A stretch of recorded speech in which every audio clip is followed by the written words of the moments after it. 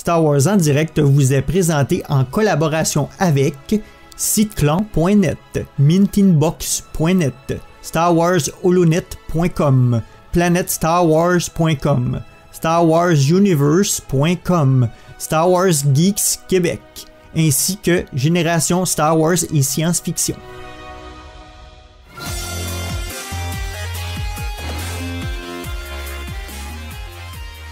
Bienvenue à Star Wars en direct à la voix du fandom Star Wars pour cette émission littérature. Au programme, nous allons chroniquer le volume ce soir de Sombre Vision, sorti chez Panini Comics. Ce soir, je suis accompagné, comme d'habitude, de Francis. Bonsoir Francis. Bonsoir Loïc. Alors, donc, on va continuer notre petit test d'émission nouvelle version, puisque dans cette émission littérature, comme je viens de l'annoncer, on ne va chroniquer qu'un seul album. Alors pourquoi avec Francis on a voulu partir sur cette méthode un peu différente, parce que on s'est vite rendu, enfin on se rend compte quand même qu'on a un peu de retard sur les émissions de littérature, qu'il n'est pas facile de se caler pour enregistrer des émissions en fonction de ceux qui doivent acheter les volumes, de les lire, puis de trouver un créneau d'enregistrement. Donc on a décidé de tester. Donc peut-être que nous allons enregistrer plusieurs émissions à la suite, peut-être pas. Tout dépend du temps qu'on va leur consacrer et puis de l'intérêt qu'on aura pour toutes ces séries. Donc ce soir on s'occupe du volume de Sombre Vision, mais il y a beaucoup d'autres volumes de Star Wars en comics qui sont sortis récemment et pour lesquels nous n'avons pas encore enregistré nos critiques. Comme vous l'avez vu la dernière fois, alors vous nous avez fait des retours sur l'émission qu'on a testé, donc ça vous a plutôt plu. Donc voilà, sans plus attendre, on part en hyperespace. Oh crap! Prepare to jump into hyperspace on my mark. All right, stand by.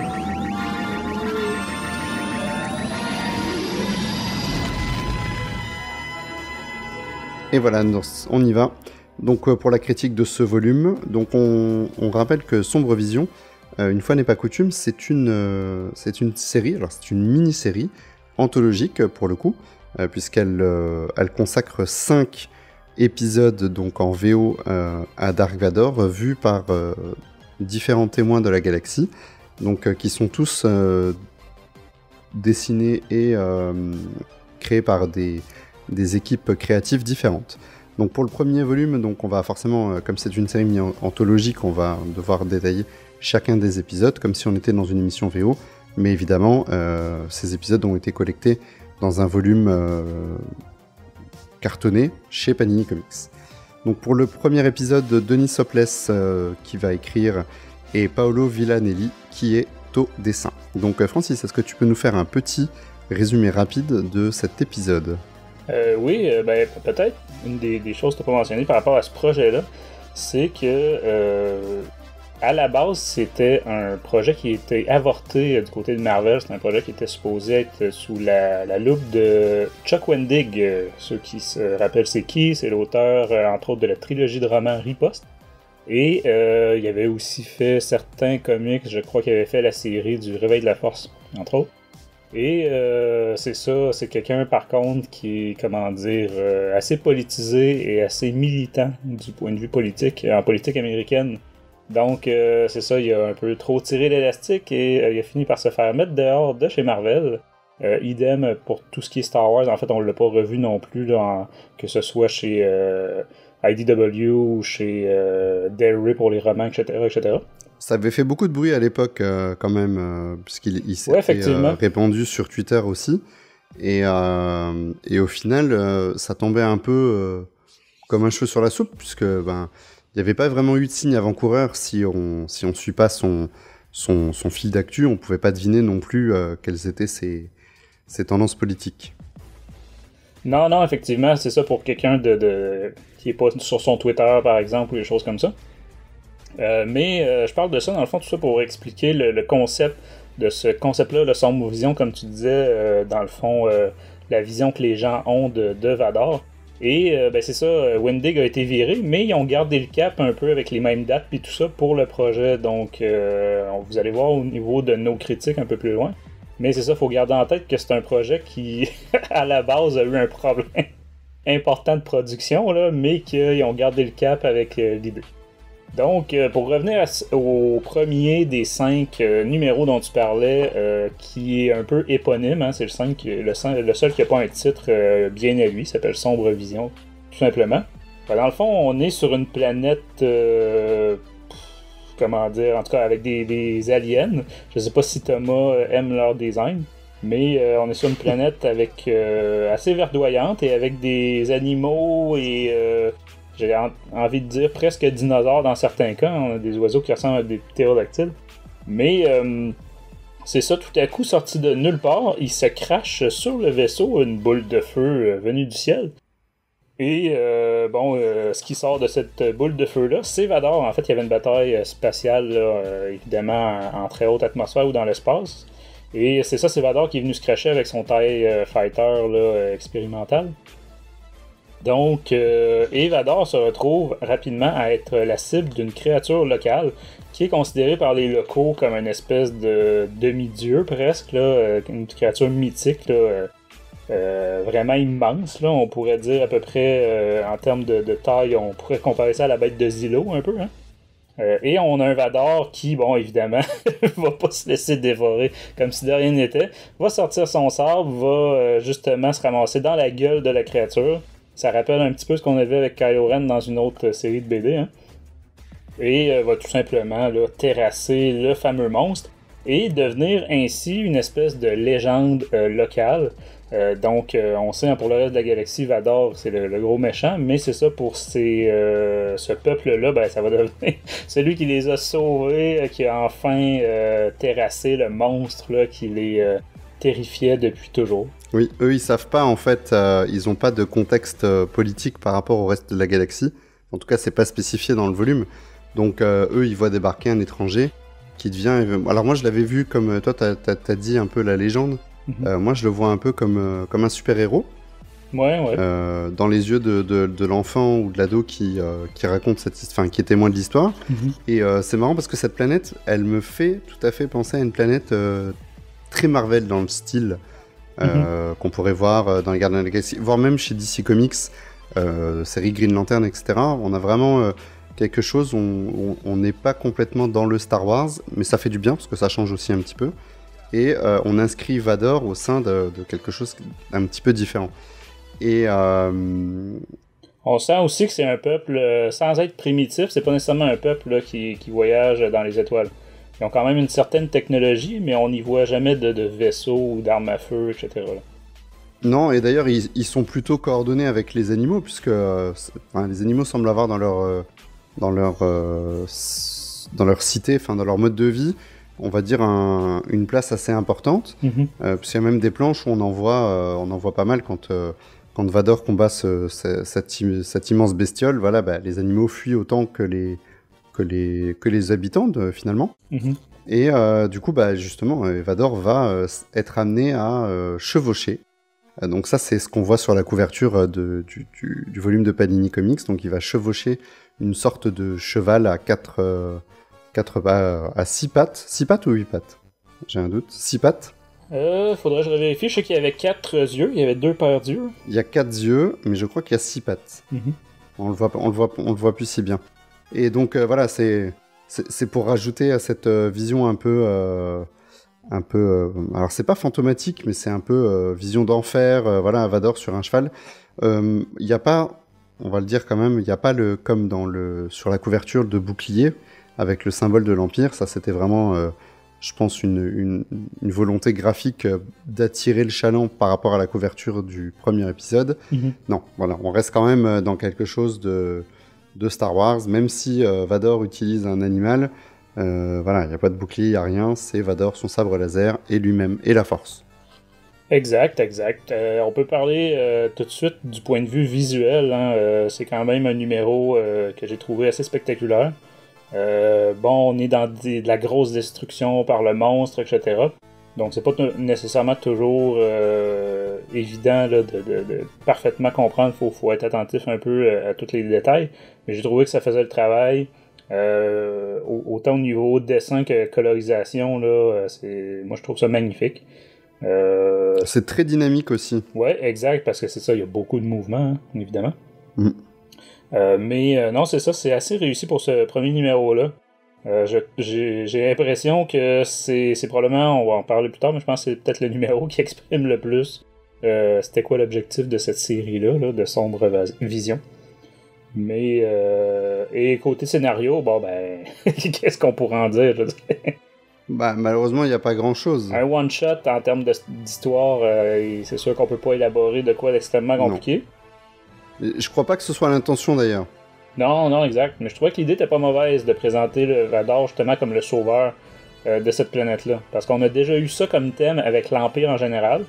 Hein, on a souvent des gens qui sont dans l'Empire qui disent « Ben moi, c'est l'Empire qui est venu nous délivrer, etc. » Fait que c'est pour ça qu'ils sont devenus Stormtroopers, par exemple.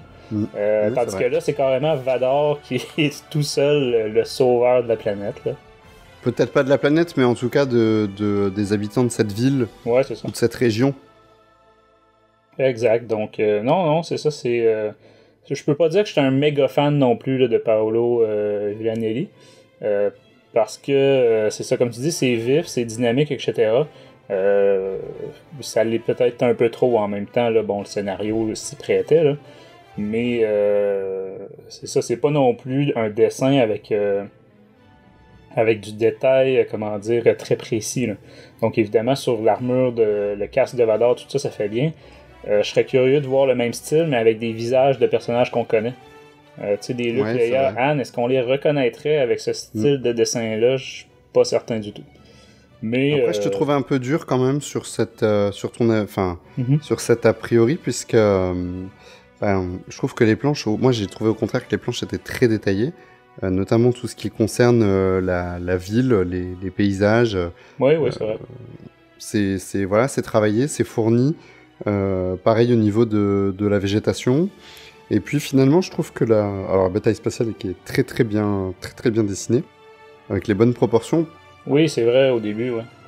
Voilà, au début. Ce que je trouve presque un peu plus fouillis, c'est justement c'est Vador en lui-même.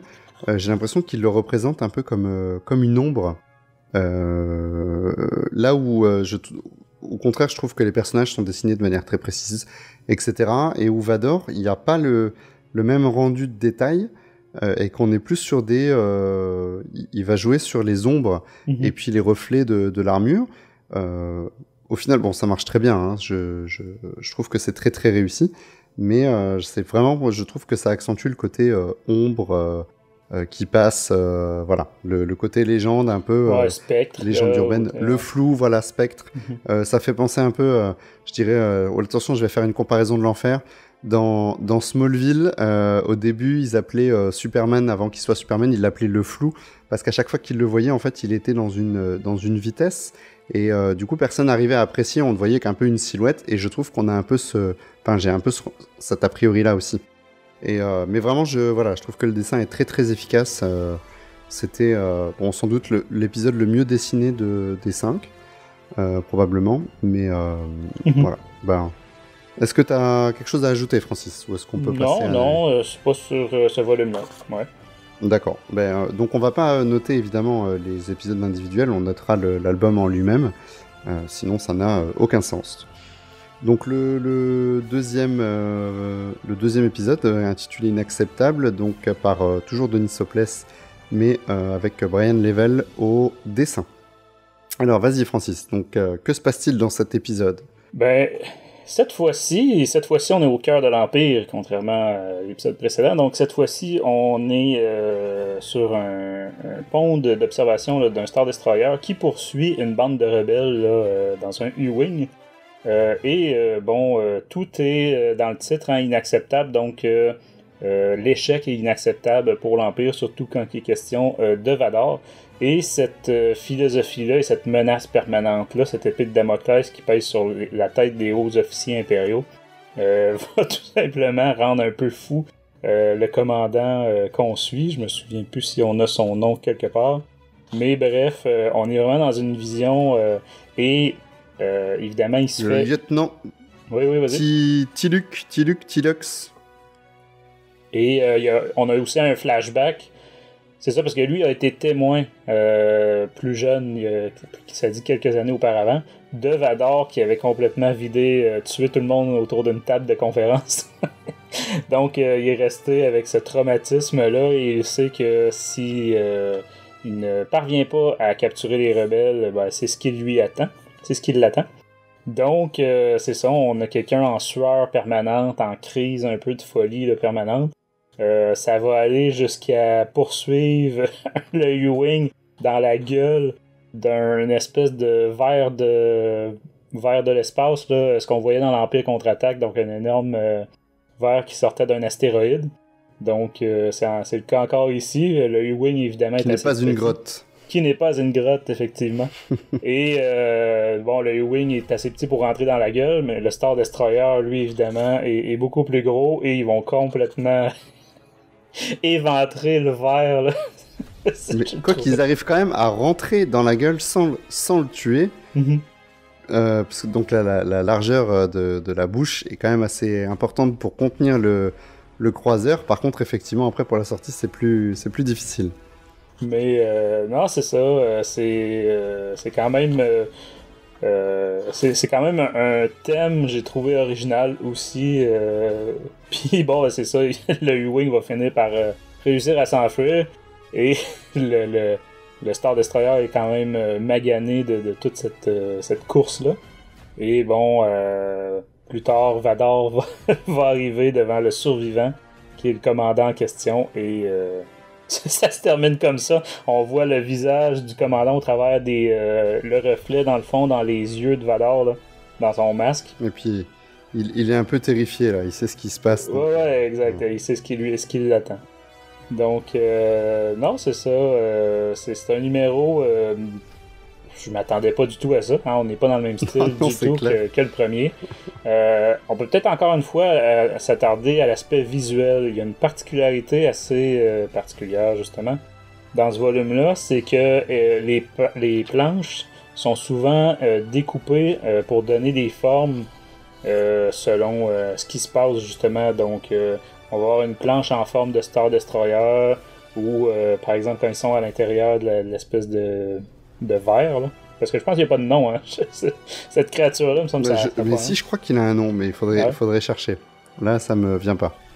Mais c'est ça, évidemment, à un moment donné, ça va être des X-Wing qui remplissent la page, donc les cases vont avoir une forme là, d'hexagone.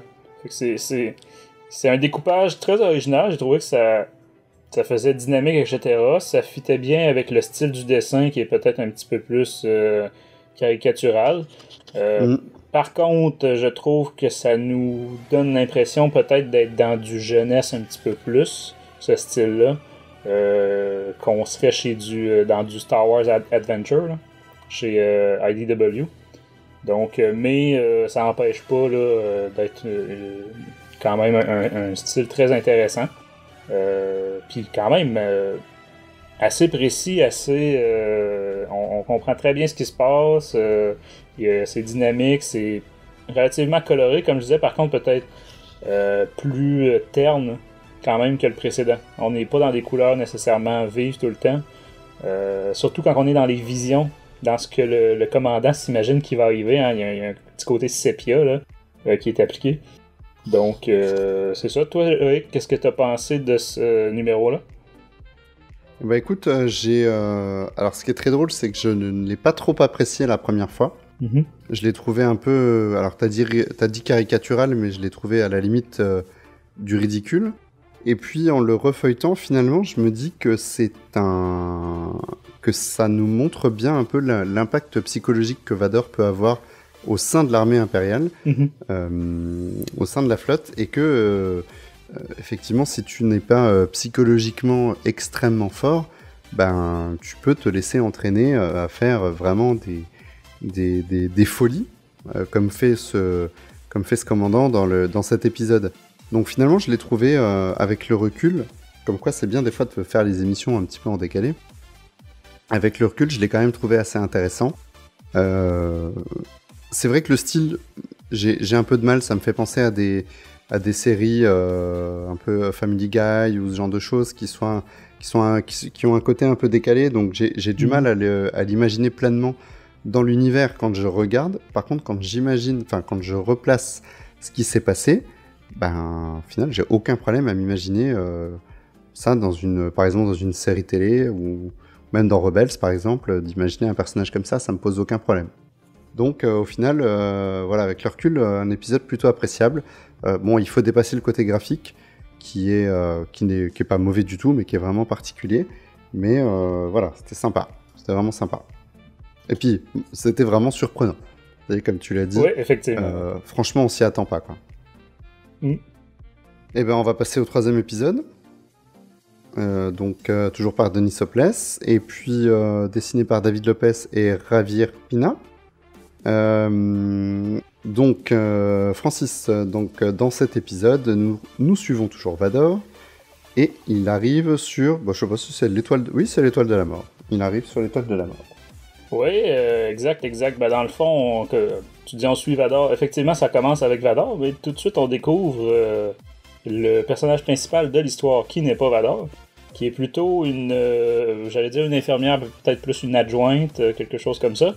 L'adjointe du médecin personnel, ou en chef, là, mais en tout cas qui est attitré à Vador. Donc, cette adjointe-là a une admiration claire pour le Seigneur Noir.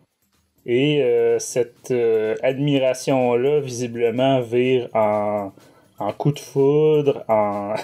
je sais pas comment le qualifier. À sens unique. À sens unique, un coup de foudre évidemment. À sens unique. Évidemment.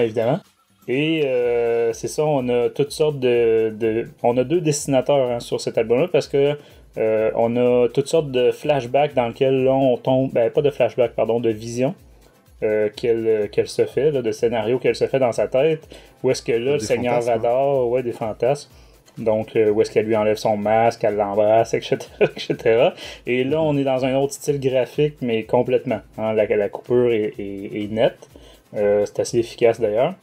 Mais c'est ça, elle va pousser cette folie-là jusqu'à voler, si on peut dire, ou collectionner des pièces de son armure ou des choses comme ça, là, reliées, tout ce qu'elle peut trouver qui est relié à Vador. Et c'est ça, on va jusqu'à ce que son patron, donc le médecin en chef, là, qui on peut pas dire est très sympathique non plus, découvre ça et met un terme à sa lubie. Donc elle, en réaction à ça, va tout simplement aller s'adresser directement à Vador. Et Vador va faire un Vador de lui-même. Et on va comprendre que c'était vraiment uniquement à sens unique. Et que, je vais vendre le punch, là. C'est pas très dramatique dans ce cas-ci, mais il va tout simplement l'exécuter. Donc, c'est ça l'essentiel de ce numéro-là. Donc, qui aurait cru qu'on aurait une romance, si on peut dire, ou une fan, une groupie, de Vador. Mais c'est pas mal ça. Et on voit qu'elle semble que c'est obsessif. C'est vraiment un flirt vraiment obsessif. On le voit dans ses yeux. Là. Elle a complètement perdu le contrôle. Ça fait penser un peu, tu sais, aux groupies justement qui en arrivent à s'introduire chez leur artiste, ou même pire, à essayer de leur faire des choses. Voilà. Mais ce qui est bien, je trouve, c'est que Vador ne va même pas s'embarrasser d'essayer de quoi que ce soit, ni de comprendre, il cherche pas, il s'en fout. Ouais. Il va l'exécuter, il sait même pas ce qu'elle veut, au fait, parce qu'au final, quand elle vient... Donc, on l'a pas dit, mais elle vient le voir dans ses quartiers, donc même elle se permet de rentrer, donc pendant qu'il est dans sa chambre de méditation hyperbare, donc il a pas le haut de son casque, donc en plus elle le voit décasqué. Donc je pense que ça, évidemment, pour Vador, ça doit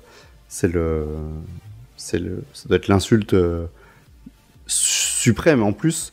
Et puis donc elle lui dit, voilà, elle lui révèle presque ses sentiments. Puis il va l'exécuter froidement, mais en plus, Vador, il est obsédé par la perte de Padmé. Donc, pourquoi même irait-il s'intéresser à qui que ce soit d'autre? Donc, c'est assez correct. Après, t'as essentiellement tout dit quand même, puisque voilà, le côté des visions est quand même hyper sympa parce elle part vraiment très très loin. Parce qu'à même à un moment donné, elle s'imagine avoir la force et tout. Et puis tuer son patron, le médecin. Ouais, c'est ça. Elle s'imagine être l'élève, le site. C'est ça. Donc en plus d'être sa maîtresse, son amoureuse, elle voudrait être son élève, sa padawan. Donc voilà. Et après, du côté scénaristique, on a un petit truc sympa puisque qu'on n'avait jamais vu, puisqu'on a on a le médecin qui va réparer. Alors c'est ce médecin-là, mais on peut évidemment imaginer que ça va pas être celui-là qui va le suivre tout le temps, puisque celui-là va mourir dans la destruction probablement de l'étoile de la mort. Mais on a l'explication que effectivement Vador, ça lui arrive d'avoir des problèmes et des pièces cassées ou des retours de bataille où il a besoin de se faire réparer, comme on l'a vu dans d'autres séries de comics. Et ben voilà, on a ce petit élément scénaristique qui nous est amené ici, et je trouve que c'était intéressant. Parce que pareil, ça s'inscrit bien au sein du reste. Finalement, ce qui s'inscrit plus difficilement, c'est cette groupie qu'on a du mal à imaginer errant dans les couloirs à sa suite. Je veux dire, je sais pas, ça se place, je sais pas, entre Rogue One et dans les quelques heures qui peuvent séparer peut-être Rogue One et Un Nouvel Espoir. Bah, j'ai du mal quand même à l'imaginer errant dans les couloirs et essayer de choper Vador. Mais finalement, pourquoi pas, c'est pas non plus incohérent, quoi. Mais c'est vrai que dans cet épisode, j'avais quand même une grosse impression un peu de what if, de trucs en dehors de la continuité. C'est peut-être celui qui m'a fait le plus penser à. Ben moi, il y avait juste l'aspect de l'étoile noire, de l'étoile la première étoile. On parle ici de la première étoile de la mort. Comme tu dis, ça peut. J'ai l'impression que ça peut pas être entre Rogue One et Un Nouvel Espoir. Parce que il y a tellement peu de temps entre les deux là, que je pense pas que Vador ait fait plein de batailles différentes et aller se faire réparer à l'étoile de la mort. Oui, non. Donc peut-être un peu avant. Bon, évidemment, c'est vrai que la structure était prête depuis longtemps. C'est vraiment juste le laser là, qui fonctionnait pas. Mais en tout cas, on est avant Rogue One. Quoique, si on cherche la petite bête Francis, on voit la coupole se faire poser dans Rogue One. Oui, effectivement, mais ça, à chaque fois que j'entends ça, à chaque fois que j'entends ça, je me dis peut-être que c'est amovible. Ils peuvent l'enlever, la remettre, faire des réglages. Non, mais après, oui, ce que tu dis n'est pas faux, c'est-à-dire qu'il pouvait très bien y avoir un dysfonctionnement sur la première fois où elle était installée, et puis ultérieurement, elle a été remplacée. Ça, pourquoi pas. Exact. Moi, ce que je mentionnerais, ben, tu l'as dit vite, là, on a Vador sans casque, mais ça aussi, je crois pas qu'on l'avait vu dans un autre médium que le Retour des Jedi jusqu'ici. Donc j'ai trouvé ça intéressant de trouver Anakin. Bon, c'est Vador, là, mais je veux dire, Vador sans casque, et on a son regard. Alors on n'a pas totalement Vador décasqué dans d'autres médiums, donc c'était dans l'Empire contre-attaque. Mais ah bah si, on l'avait, oui, mais de dos dans l'Empire contre-attaque et complètement de face lui dans le Retour du Jedi. Mais tu as dans les comics quand même, il a été plusieurs fois amoché. Je me demande même si dans les comics il n'y a pas un moment donné où il a complètement le casque détruit. Et puis sinon il y a par exemple l'exemple de Rebels où il a tout un fragment du casque contre Ahsoka qui est explosé et où tu vois effectivement aussi son regard et en même temps où on entend sa voix non transformée. Ouais, c'est vrai, c'est vrai. Mais c'est ça, j'ai trouvé quand même, on parlait de surprise avec l'autre numéro d'avant, celle-là, ça aussi, c'est venu me surprendre complètement, je m'attendais pas à ça. Ouais. Sinon, j'ai trouvé que l'artiste avait très bien rendu la folie quand on regarde la pauvre fille, là. Elle est bonne à enfermer, là. Ouais. On se demandait ce qu'ils ont fait les recruteurs de l'Empire, s'il n'y a pas... quand même des études psychologiques avant de sur l'étoile de la mort. C'est sûr que là, c'est quand même une simple assistante du médecin, mais médecin qui la traite mal hein, aussi. Et on l'a pas mentionné, mais dans son petit côté, pourquoi elle admet aussi Vador, c'est que Vador, le médecin, son patron, la traite très mal, et Vador traite assez mal le médecin aussi. Donc là, il se trouve à être un peu son sauveur, ou tu sais, elle l'admet un peu pour ça, là. Oui, elle pense qu'en fait, presque il le châtie parce qu'elle lui fait du mal. Mais en fait, pas du tout. Voilà, pas du tout. Alors moi, je dois quand même dire que c'était mon épisode préféré des 5. Ok. Voilà, parce que cette surprise... Alors pourtant, moi je l'avais feuilleté en VO, Et je m'étais dit, mais qu'est-ce que c'est que cette horreur? C'est une catastrophe. Et au final, après la lecture, en ayant bien compris vraiment tous les... parce que je suis pas forcément à l'aise avec l'anglais, mais en ayant bien tout placé, bien tout compris, voilà, j'ai vraiment été bien surpris et c'était assez plaisant. Mais effectivement, je le vois quand même plus comme quelque chose hors continuité. Voilà. Même si, bon, il n'y a rien dans cet épisode qui laisse penser qu'il ne puisse pas l'être, finalement. Donc voilà.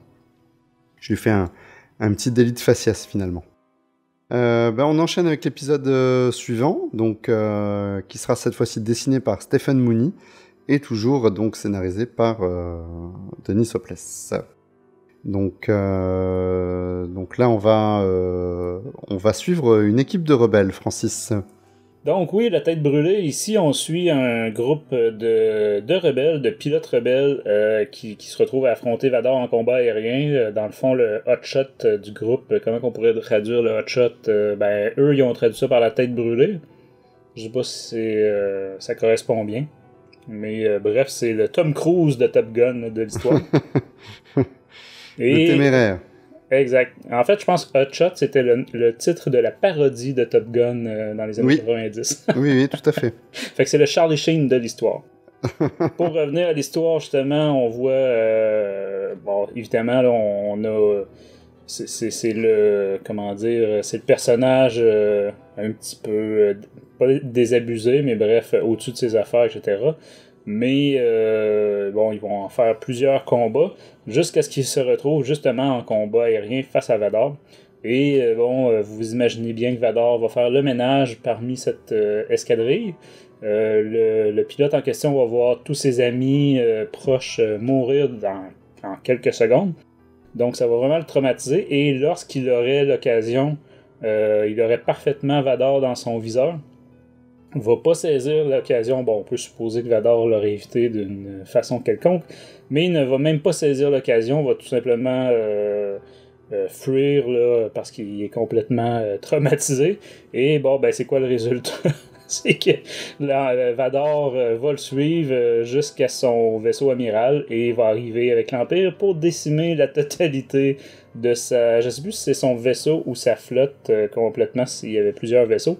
Mais c'est ça. Donc le Hotshot, non seulement était pas à la mesure, était pas au niveau de sa réputation, mais en plus il va causer la mort de la totalité de son vaisseau.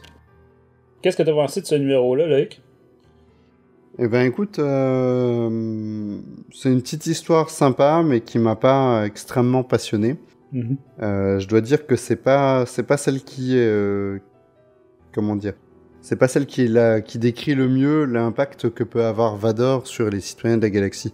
Enfin, je veux dire, j'imagine quand même que pour les rebelles et toute la flotte rebelle, forcément Dark Vador, c'est rien que de prononcer le nom, c'est un peu leur Voldemort, quoi. Je les vois pas se dire oui, Vador, on va la voir ou machin, même si forcément certains y croient. Donc au final, je trouve que c'est peut-être celui qui a le moins d'impact, qui est le plus gentillé dans l'exécution. Ouais. Maintenant, c'est correctement dessiné quand même, voilà, sans plus, mais c'est vraiment sympa. Donc il y a de très belles couleurs, ça reste assez dynamique pour des batailles spatiales qui sont bien dessinées, puisque c'est pas toujours le cas, donc il faut le noter. C'est vrai. J'avoue que j'avais un peu de peine quand même pour ce pilote. Il est quand même attachant, et au final, il va avoir malheureusement ce poids sur la conscience. Il n'aura pas le temps en fait ça aura pas le temps de le ronger de l'intérieur, puisque finalement ils vont tous mourir, mais il portera quand même en lui la culpabilité d'avoir causé la mort de tous ses collègues. Alors en fait c'est un outpost complètement, donc c'est une base rebelle, c'est une petite base rebelle qui va être décimée, donc dans laquelle il y a probablement 1 ou 2 escadrons de chasseurs, puisqu'on voit à un moment donné dans le hangar il y a un moteur d'Y-Wing, donc il y a peut-être 2 escadrons quand même de chasseurs, mais bon, ça reste quand même limité en termes d'impact, je pense, pour la flotte rebelle dans son ensemble. Mais voilà, bon, finalement, il n'y a pas tant de choses à en dire. On a la visite d'un ministre impérial, quand même, pour les petites choses qui sont pas communes, qui vient faire sa petite visite de routine. Et alors, sur cette planche où arrive le ministre, alors je dis, c'est bizarre que ce soit un ministre parce qu'au final, il a le costume d'un officier avec des barrettes qui ne le distinguent pas. Donc, j'ai trouvé ça surprenant d'en faire un ministre parce que j'imagine que les ministres ne devraient pas forcément être des militaires ou que s'ils sont des militaires, devraient avoir vraiment un rang très spécifique. Par contre, il y a sur cette page une planche avec Vador qui se tient devant son TIE Advance et qui tend la main vers le chasseur. Donc, alors peut-être que pour les plus observateurs d'entre nous, ça aura parlé, puisque je me souviens d'un dessin de Benjamin Carré, qui est un artiste qui a beaucoup œuvré sur le Star Wars pendant le Légende, et qui avait sorti un dessin de cet acabit, mais bon, bien sûr pas fait de manière aussi succincte, mais vraiment très très travaillé, voire photoréaliste, et qui était vraiment de toute beauté. Je me souviens à l'époque, c'était vraiment magnifique, Vador qui contemple son vaisseau comme s'il s'agissait de son nouveau bébé. Et là, on retrouve cette idée. Alors, je ne sais pas si c'est volontaire de la part de l'artiste ou pas, mais en tout cas, moi, ça m'a touché. Cette case-là m'a touché.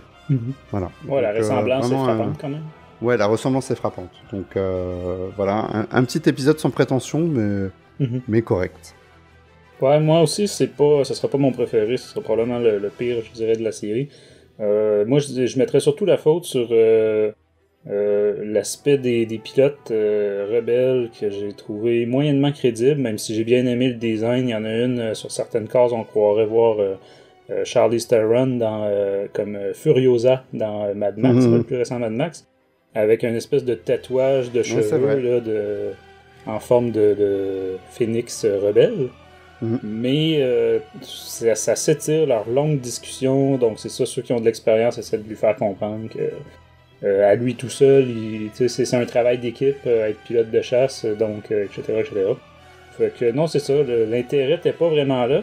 Et comme tout se passe vraiment en un instant, parce que j'ai l'impression que le but était de montrer que du côté des rebelles aussi, Vador a un impact psychologique énorme, mais c'est raté malheureusement, parce que cet impact-là se produit en une fraction de seconde où est-ce qu'il perd tous ses camarades.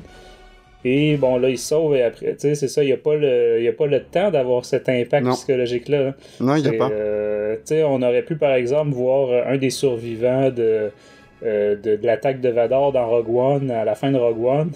Donc, un tueur qui a réussi. Ou de multiples attaques. Par exemple, on peut très bien imaginer que Vador soit à la recherche, j'en sais rien, d'une flotte rebelle spécifique et qui va donc au fur et à mesure décimer, mais que lui, à chaque fois... est survivant et qui devient complètement prostré au fur et à mesure, ça aurait peut-être eu effectivement un impact plus fort et ça aurait été plus intéressant. Donc c'est ça, une petite déception pour ce numéro-là. Bon, et ben on passe au dernier épisode de ce volume, donc toujours par Denis Sopless et avec Geraldo Borges au dessin. Et là, on va retrouver Vador accompagné de ses Stormtroopers sur une planète quelconque. Francis, que recherche-t-il sur cette planète ? Ben, avant de parler de ce qu'il recherche, justement, je mentionnerai la couverture de celui-là. On n'a pas parlé des autres couvertures, ben, à part la première, hein, peut-être, le fameux Vador sur un cheval noir avec un bouclier. Les autres, c'était relativement commun. Là. On aurait pu voir ça sur une série comme Star Wars. Cette fois-ci, on est dans un style de kaléidoscope là, que j'ai trouvé qui fitait parfaitement avec ce qu'on va voir dans ce numéro-là. Très coloré et très très réussi à mon goût. Donc ici on a un Vador qui poursuit, qui est sur une planète, encore une fois un peu jungle. On a carrément, au départ, on a une plante carnivore qui essaie de l'attraper, là, on se croirait dans Mario Bros. version horreur, là. Si vous avez déjà vu des dessins style horrifique de Mario Bros, c'est même pas lui qui est attaqué, c'est son soldat. Ouais. Et il va, c'est plus qu'un soldat parce que c'est un commandant. Et il va le sauver. Mais bref, c'est ça, Vador est à la poursuite d'un rebelle qui est en fuite justement avec une espèce d'appareil, si je ne me trompe pas, c'était des plans d'un Star Destroyer ou quelque chose comme ça. C'était un appareil qui allait lui permettre de pister les rebelles. Donc évidemment dans sa fameuse mission de détruire la rébellion. Et c'est ça, se retrouve sur cette planète-là, on a le droit à une cantina, celui qui est en possession, le rebelle qui est en possession de l'appareil, donc apprend relativement vite là, qu'il est poursuivi. Et va se mettre justement à complètement... évidemment, il y a Vador et sa troupe là, qui débarquent et qui fait un carnage, et c'est le cas de le dire. C'est vraiment l'épisode peut-être le plus horrifique. Mais c'est ça, le rebelle qui sauve va se mettre de plus en plus à halluciner et de façon de plus en plus intense. Donc quand je disais tantôt le côté psychédélique de cet épisode-là. Et il va se sauver de la cantina vers la jungle. Comme on disait tantôt, on parle de plantes carnivores, de plantes pleines d'épines et compagnie. Il va se mettre à halluciner des fantômes, des dragons, donc à tirer un peu partout dans le vide. Il y en a une, c'est ça, on va voir le sabre de Vador c'est comme s'il était un dragon chinois, là, ouais, un serpent. Ouais. Donc, non, c'est vraiment un peu le délire du point de vue visuel, mais c'est réussi, c'est quand même très bien fait. Et tout ça pour dire, au côté histoire, qu'il va finir par se réfugier dans une espèce de... Au Québec, on dirait un shack, donc une espèce de chalet là, en bois rond, dans la forêt, une cabane.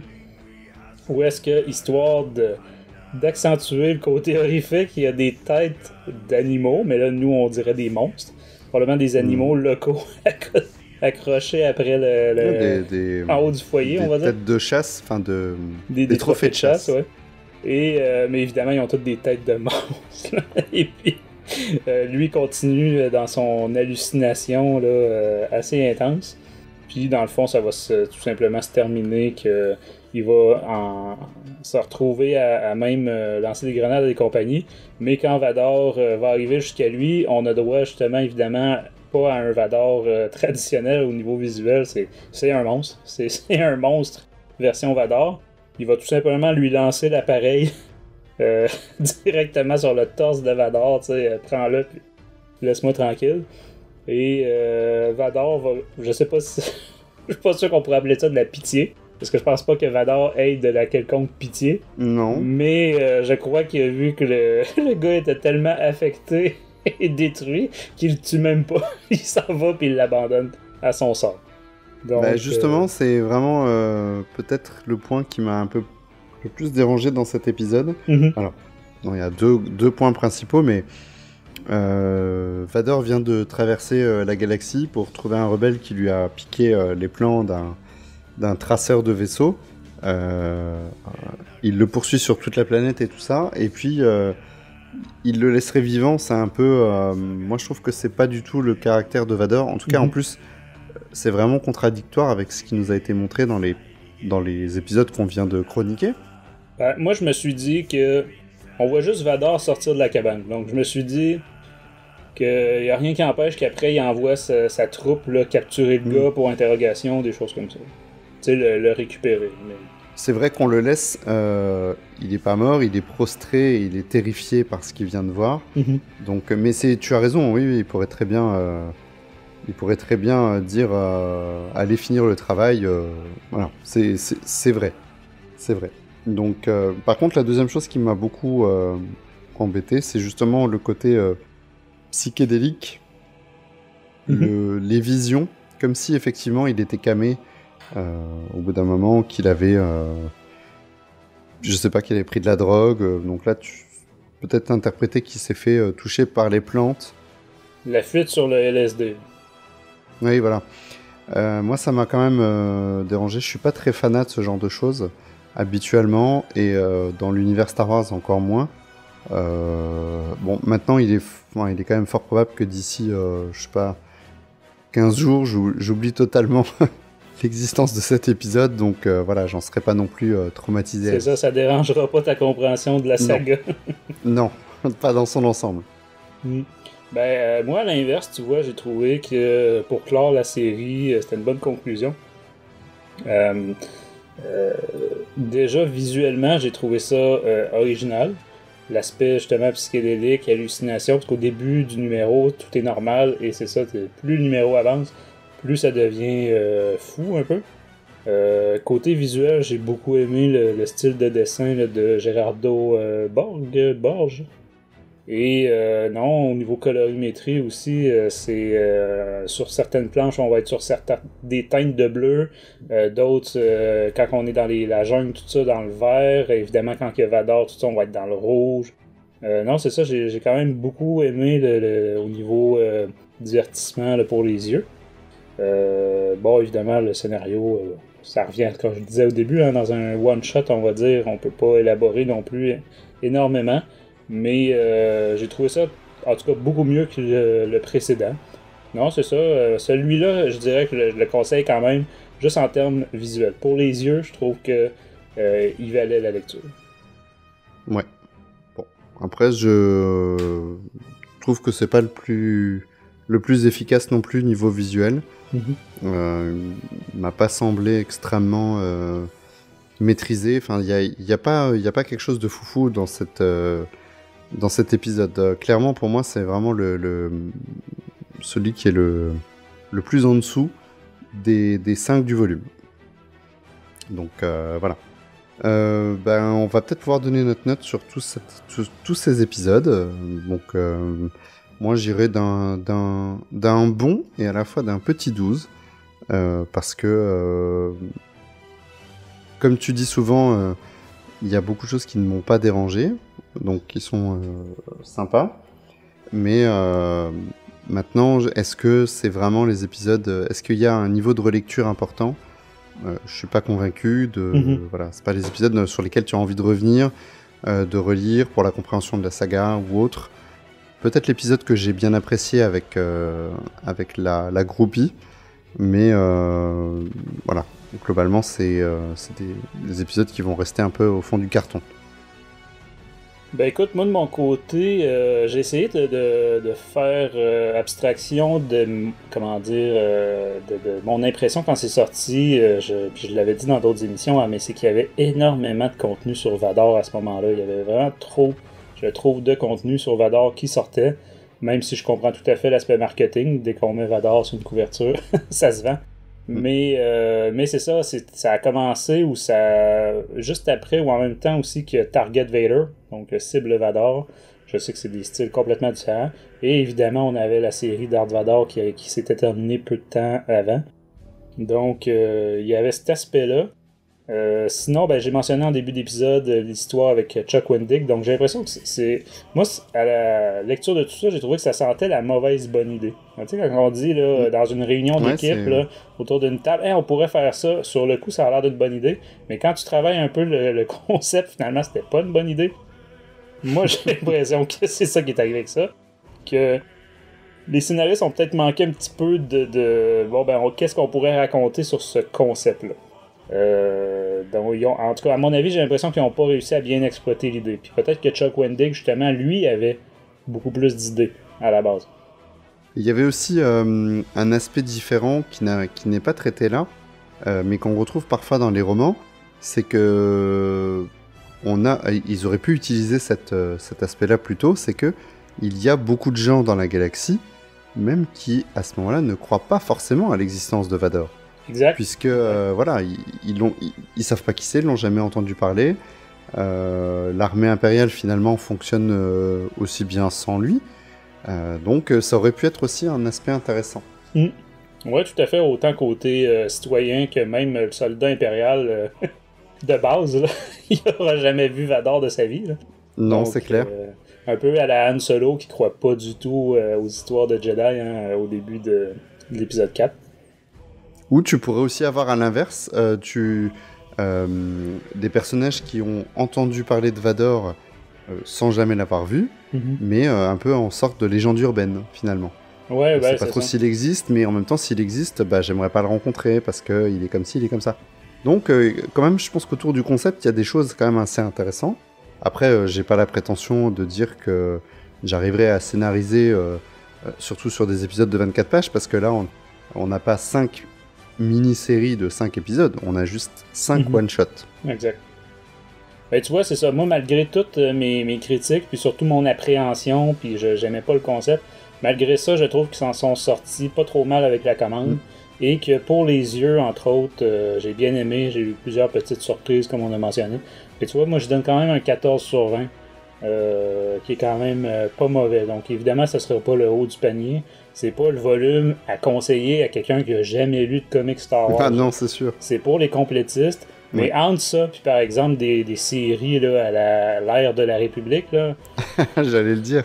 Je préfère quand même Vador Sombre Vision. Donc c'est ça. Pour les habitués des comics Star Wars, je trouve que au moins pour les yeux, ça valait le détour. Ouais. Donc ben voilà, écoute, on va tout de suite quitter l'hyperespace. On va se poser sur notre petit spatioport et puis on va reprendre nos vaisseaux respectifs. Tu vas repartir sur Hoth et moi sur Takodana.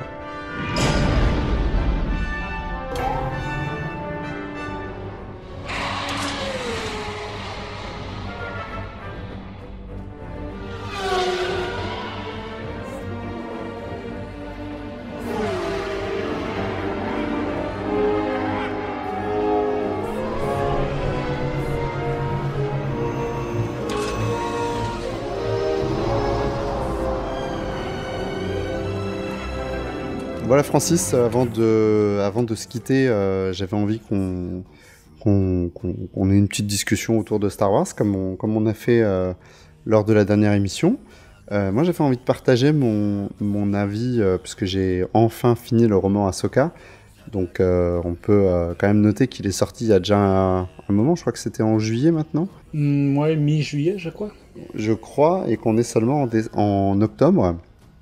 Et parce que je suis embêté parce que j'ai pas été déçu par la lecture de ce roman, mais en même temps j'ai pas été passionné. C'est-à-dire que pour un roman que j'attendais depuis très longtemps, je m'attendais à ressentir un peu plus d'émotion. Ouais. Maintenant, j'allais dire c'était le risque avec l'attente qu'on a mis en version française. Parce que voilà. C'est que quand on attend quelque chose, on a plus de risques d'être déçu. Maintenant, j'ai retrouvé quand même une ambiance qui m'a fait rappeler les épisodes qui lui étaient consacrés dans la saison 7 de Clone Wars avec les sœurs Martez. Je trouve qu'on avait une dynamique similaire. Alors peut-être que ça fonctionnait mieux sur moi en version animée qu'en version à l'écrit. Par contre, j'ai beaucoup apprécié la deuxième partie dès qu'elle est retrouvée par Bail Organa. Là, je trouve que ça fonctionne et qu'on retrouve une vraie dynamique avec un vrai but pour le personnage qui est motivant tant pour elle que pour le lecteur. Donc finalement, je suis content d'avoir fini ce livre quand même. C'est un livre qui vraiment peut se lire très bien pour n'importe quelle personne, et je pense notamment aux enfants, puisque ça, on rappelle que c'était à la base un roman jeune adulte. Ouais.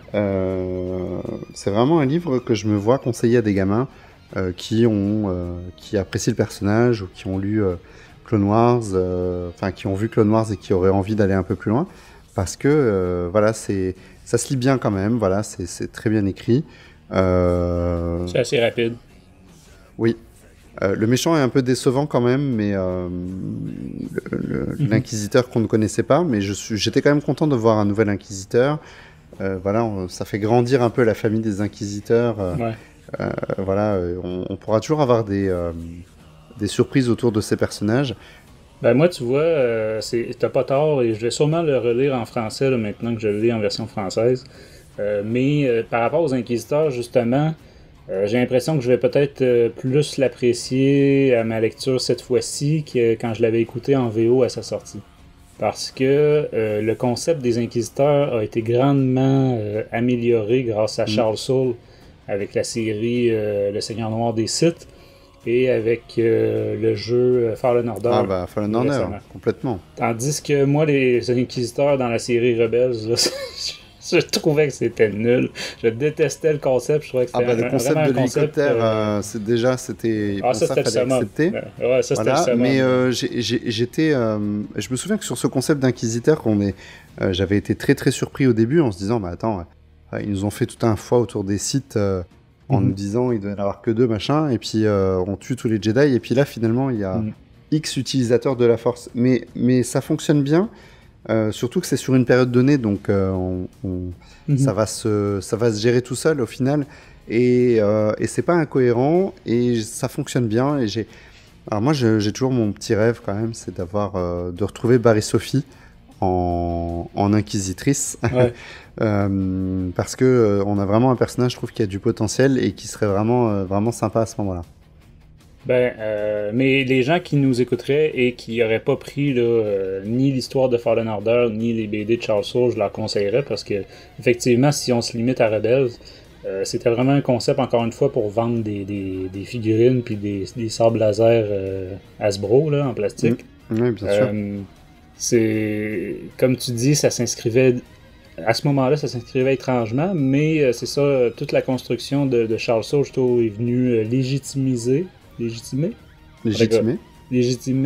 ce concept-là. Donc, non, c'est ça. Je vais le relire à Ahsoka, mais je sais pas si je vais être le premier de toute façon chez moi, parce que je sais que ma femme et ma fille attendaient. Qui veulent le lire. Ouais, c'est un personnage évidemment qu'ils ont beaucoup aimé. Hein. Oui. Mais moi-même, j'avais été un petit peu déçu à sa sortie. Comme tu dis, jusqu'à ce que Bail Organa arrive dans le décor, ou en tout cas ses soldats au début, là. Et là, on est en train de complètement spoiler pour les gens qui l'ont pas lu. Ah, mais c'est vrai, oui.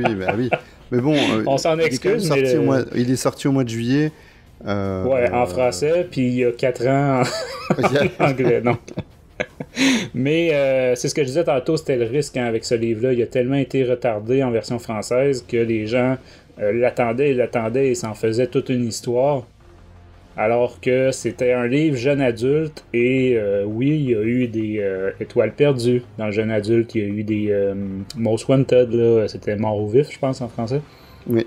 Mais c'est ça. Celui-là, je trouve, était pas de ce calibre-là. Mais t'as raison, c'est quand même assez rapide, assez agréable. C'est ça, c'est pas quelque chose qui va rester, là, puis qu'on va dire, ah oui, dans le roman Ahsoka. Puis c'est pas quelque chose non plus dans lequel il y a beaucoup de construction. Je me souviens quand j'ai fait l'année dernière la capsule Star Wars 101 sur Ahsoka. Là, des gens se sont dit, est-ce que je viens de me faire complètement spoiler le livre Ahsoka? Ben, j'ai répondu, écoute, il se passe pas grand-chose dans ce livre-là. Non. Tu t'es pas fait spoiler grand-chose. Tout ce qui se passe, on peut le dire maintenant, c'est que c'est le contact justement avec la rébellion, avec l'organisation de Bail Organa. Et on le sait ça de toute façon, qu'elle va le rejoindre, oui, parce que quand on la retrouve dans Rebels, elle est avec... elle est déjà. Elle est même présentée par Bail Organa. Bail Organa est en hologramme, puis l'hologramme disparaît et c'est Ahsoka qui arrive. Donc, c'est ça en termes de spoilers, il n'y a pas grand-chose à spoiler. Non, mais justement, j'ai regardé, après avoir fini le roman, j'ai regardé Le Siège de Lothal, justement, l'épisode qui était le double épisode de la saison 2, je crois, l'ouverture de la saison 2. Ok, et c'est dans celui-ci, on retrouve Vador, justement, qui informe l'empereur à la fin que l'apprenti d'Anakin Skywalker est toujours vivante.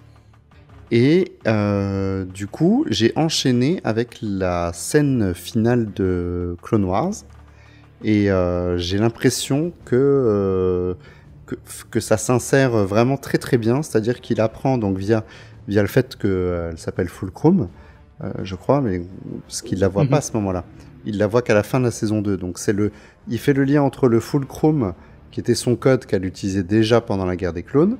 Il se dit, ah ben ça c'est Ahsoka, et du coup je me dis que c'est à cette occasion qu'il va rechercher dans les archives probablement de l'Ordre 66 ce qui s'est passé avec Ahsoka et ce qui va l'amener sur la planète où elle s'est crashée avec le vaisseau pour vérifier peut-être, ou pour se donner une raison que effectivement c'était bien elle, ou au contraire qui aurait permis d'infirmer son impression, quoi. En tout cas, voilà, moi je trouve que dans cet enchaînement, il y a une vraie logique qui se construit. Après, c'est ma logique à moi.